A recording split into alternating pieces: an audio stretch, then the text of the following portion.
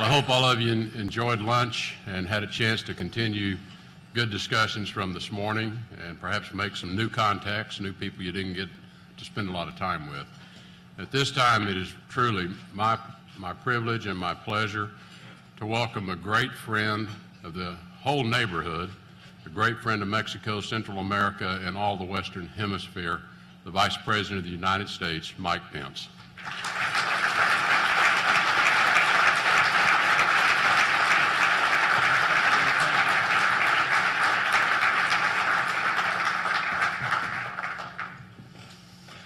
Thank you, Mr. Secretary, and thank you all. I'm truly honored to be with you at this important gathering.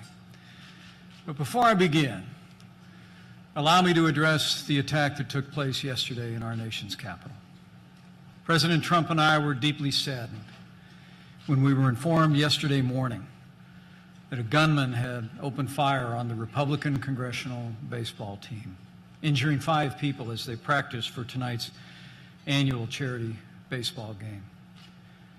You know, I served with many of these congressmen.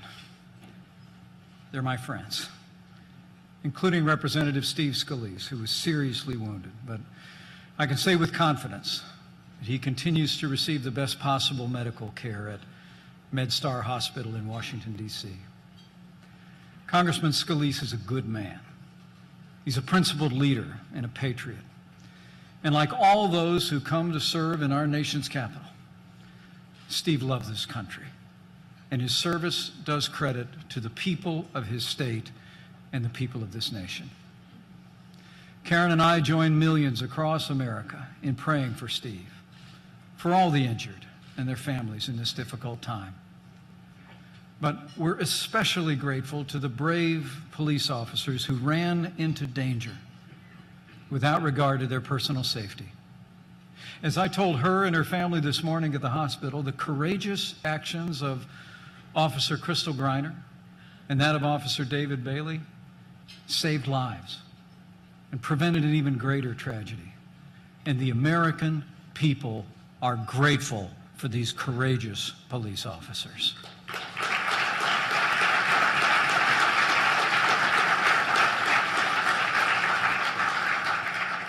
While there will always be those who seek to divide, who choose insult over insight, tonight on a baseball field in our nation's capital, the world will see America is better than that. As President Trump said yesterday, we are strongest when we are unified, when we work together for the common good. And when a neighbor is hurting or under attack, the American people always come together with generosity, compassion, and prayer, and we always will. It's in that spirit that I'm honored to stand here with all of you today, our neighbors as well, from across South America, Central America, and North America at this historic gathering. So to President Hernandez, President Morales, Vice President Ortiz, Secretary Vidagrán, Secretary Osorio, members of the Cabinet, honored guests, it is my privilege as Vice President of the United States to welcome you to this conference on the prosperity and security of Central America.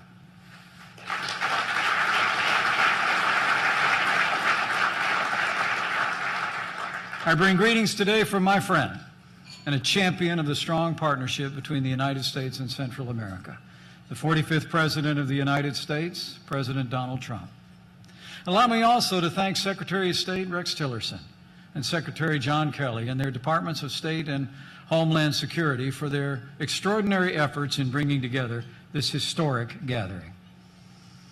Allow me to also thank the government of Mexico for their full partnership in making this event possible.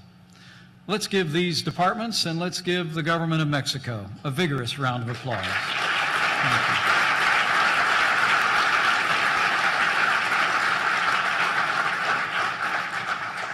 I'm also grateful for the presence of our Treasury Secretary, Steven Mnuchin, and I want to express my appreciation to the Inter-American Development Bank and the U.S. Chamber of Commerce for organizing yesterday's economic event. And also let me personally thank all the public and private sector leaders who traveled to be here today from across the Western Hemisphere and Europe. Before such a distinguished group of leaders, Today, it is my privilege, on President Trump's behalf, to thank President Hernandez, to thank President Morales, and to thank President Ortiz for the progress you have made in the Northern Triangle. We congratulate you and we commend you.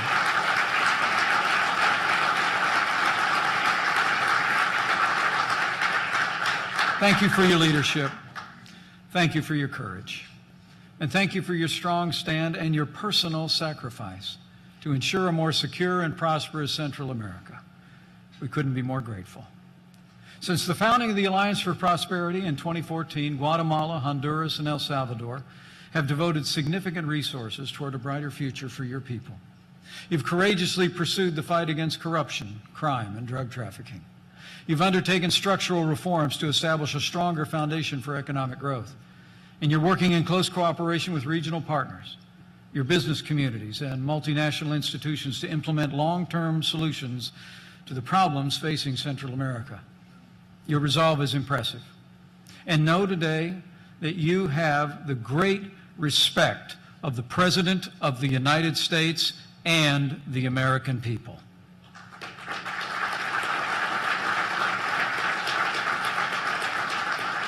And on behalf of the President, allow me to assure you, the United States of America stands with the nations and people of the Northern Triangle. We stand with you in your commitment to root out crime and corruption. We stand with you in your commitment to stop the scourge of drug trafficking once and for all.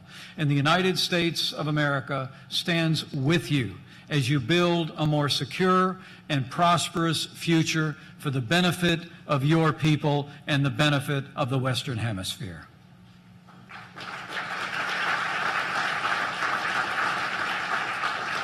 In a word, we're in this together. As the President has said often, his highest duty as President of the United States is to keep America safe. But this President knows that your security and your prosperity are directly connected to ours.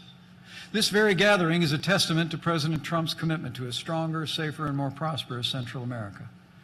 I'm pleased to announce at the President's direction that I'll be traveling to Central and South America later this year to continue to build on the good work being done at this conference.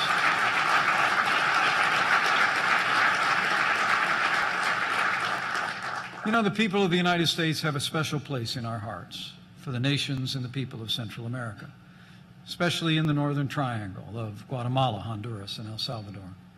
Your nations experienced your birth of independence when the United States was still in the youth of our own. We're bound together by history and geography.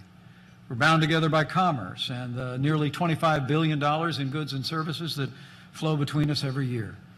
But most of all, we're bound together by friendship, by the rich traditions and contributions that the sons and daughters of the Northern Triangle have made to the fabric of American life and make to this day. Be assured the United States is proud of our strong partnership with the nations of the Northern Triangle. We are committed to strengthening that partnership so that we can continue to address the significant problems facing our neighborhood. You sit at the heart of the Western Hemisphere, where North meets South, and every day, countless people and products pass over your streets, through your airports, your seaports, and across your borders. By and large, this flow of commerce and crowds benefits us both in the exchange of culture and goods and services. But as we all know, Central America has been plagued as well by vicious gangs and vast criminal organizations that drive illegal immigration and carry illegal drugs on northward to a journey to the United States. These criminal syndicates wreak havoc everywhere their tentacles spread, as your people know all too well. At this very moment, there's an estimated 85,000 active gang members in the Northern Triangle alone. They bring untold misery, corruption, and violence to your communities.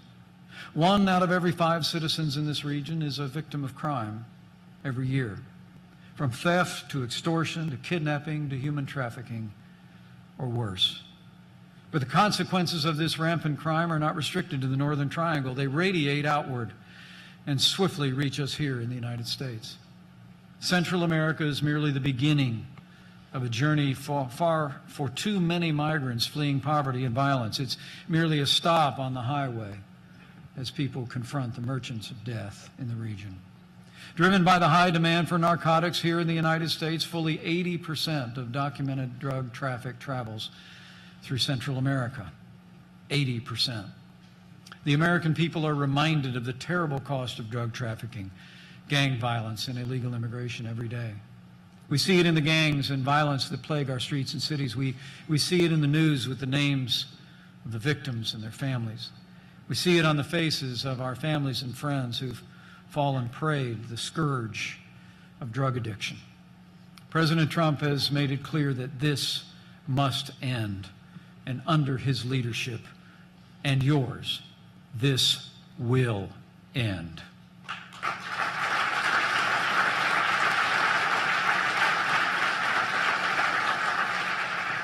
President Trump has already taken decisive action to protect the American people from the harshest consequences of illegal immigration and the transnational drug trade. This president has ordered the creation of, in his words, an aggressive strategy to dismantle the criminal cartels that have spread across our nation. And our administration has wasted no time under the leadership of Secretary Kelly in removing gang members, drug dealers, and criminals off the streets of America. The president's leadership is already making a difference. Criminal organizations such as MS-13 are being decimated and going directly into prison. And thanks to President Donald Trump, illegal crossings at America's southern border are down nearly 70% since the start of this year. And we are grateful for our partners in Mexico and across the Northern Triangle who have contributed to our progress in this area. But to further stem the flow of illegal immigration and illegal drugs into the United States, President Trump knows, as do all of you, that we must confront these problems at their source. We must meet them and we must solve them in Central and South America. The United States partnership with the Northern Triangle is built to accomplish this vital mission. It's what brings us here today. In terms of security, the United States of America is helping train your police forces. We're supporting your attorneys general as they target drug traffickers, gang leaders, and corruption. We're sharing information to better disrupt the flow of weapons and cash into criminal hands. And the United States is proud to support programs in the Northern Triangle that strengthen civil society, improve education and literacy, and spur economic growth in impoverished areas. American assistance in business development and agriculture in Guatemala, El Salvador, and Honduras in recent years has created more than 40,000 jobs and lifted tens of thousands of families out of poverty. Rest assured, under the leadership of President Trump, the United States will continue to work with our partners to support the programs that prove effective. Even in this time of fiscal challenges, I'm pleased to report that President Trump has made clear our commitment to this region by requesting an additional $460 million for security and prosperity in Central America.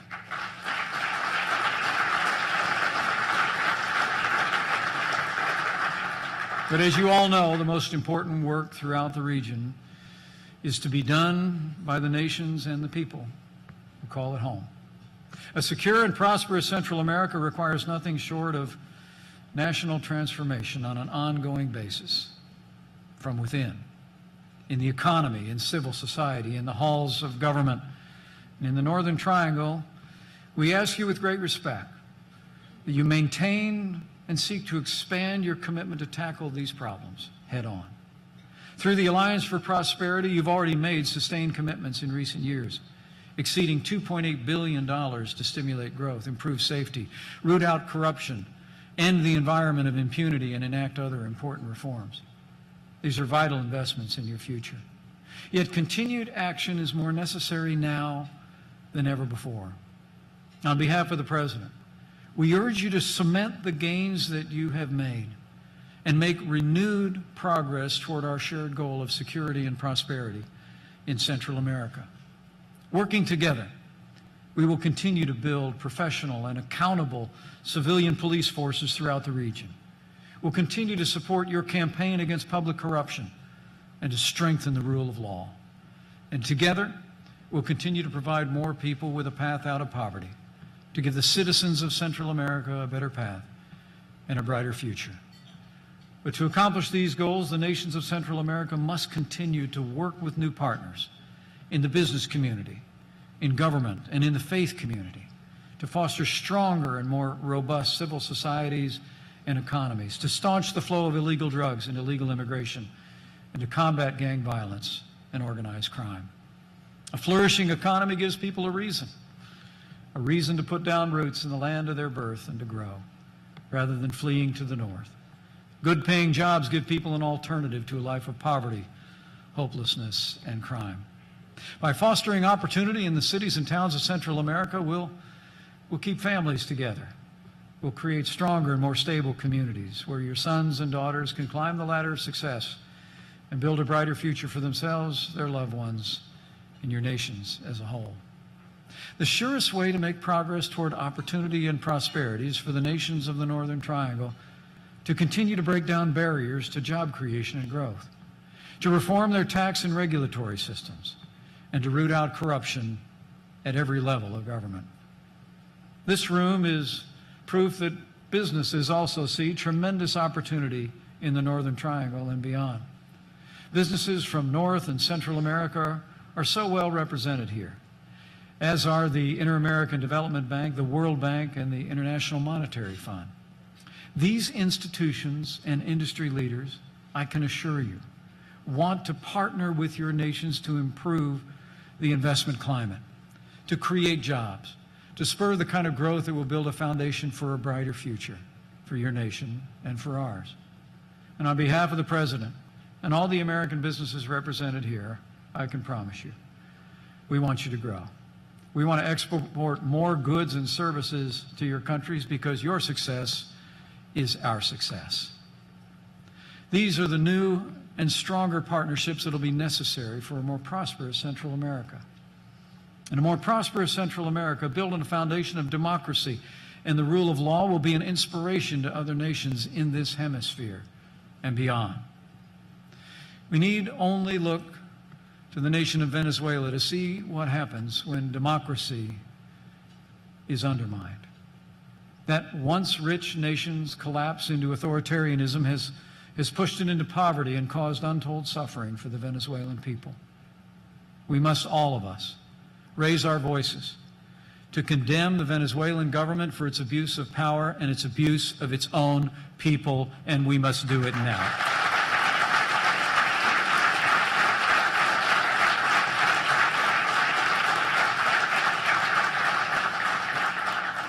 And across the wider region, we must show Venezuela and its people that there is a better path, the path of democracy, of justice, and above all else, we must show Venezuela that freedom is the only path to true prosperity and to a brighter future for their people. But we must always remember that security is the foundation of prosperity. In the Northern Triangle, we must pursue new and stronger partnerships. In a word, to drive out the criminals, the cartels, the gangs, and all who would undermine a future of peace and safety for your people. It's vital that the Northern Triangle expand its security cooperation and integration, not just with the United States, but also with other nations of Central America, Belize, Costa Rica, Nicaragua, and Panama. So, too, we must continue to work closely with Mexico to cripple drug traffickers and disrupt criminal organizations as they seek to travel north. And we cannot overestimate the importance of strong borders. Under President Donald Trump, the United States borders will be strong, but the borders of the United States will always be open to legal immigrants and the lawful flow of commerce. But we will make sure our borders are closed to those who would do us harm, and it will be impassable to the drugs that are besetting our families and communities.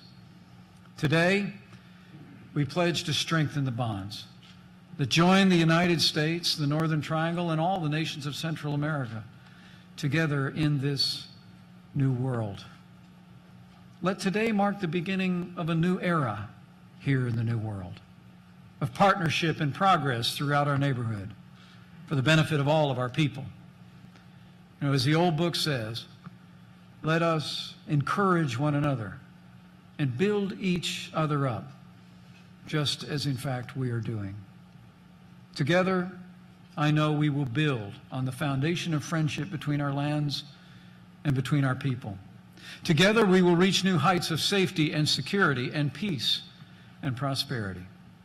And together, with the help of all the leaders gathered here, with your determination and renewed commitment to the principles that make security and prosperity possible, with President Donald Trump in the White House, and with God's help, I know we will finish the task before us.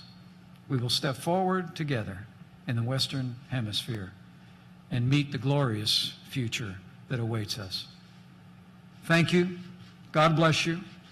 God bless Central America, and God bless the United States of America.